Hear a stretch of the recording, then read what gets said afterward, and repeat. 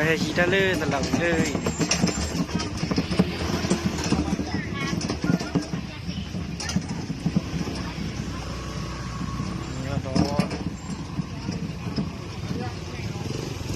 ย่อมาบอกกันย่อให้ปีนั้นเลยตลอด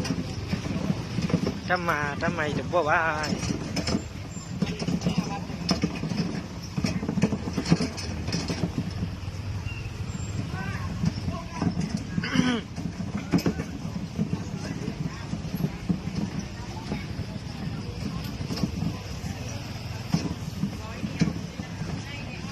เว้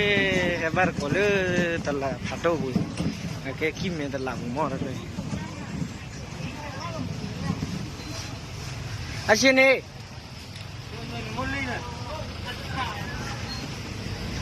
เดี๋ยวมันล้นนะเด็ก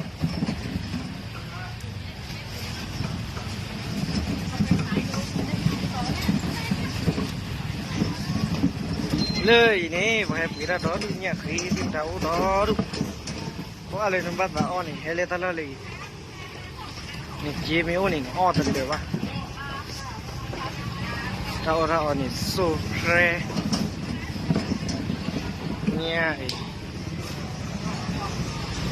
ว่าเราเลยนั่นบ้าบ้าอ้อนี่ยืนอยู่เลย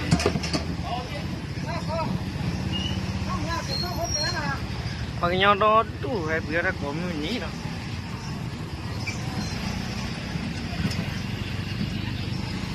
ถ้าชาระที่เอตนี่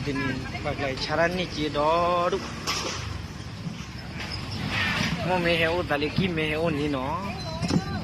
ไอ้พระมาเลยนี่ทั้งหมดทั้งมาดีตนี่นี่แต่เอาวะ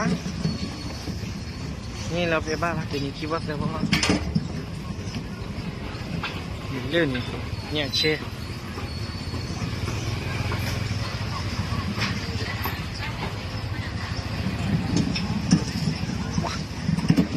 เราดิสุกเลย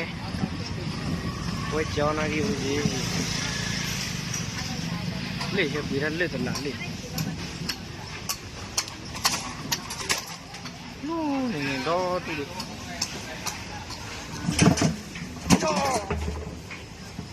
เว้ย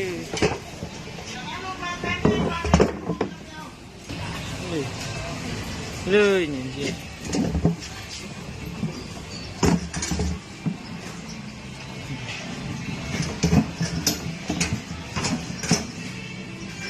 ได้ถ้าเราบอกว่าเกี่ยวกับอย่างไรบ้างไม่ใช่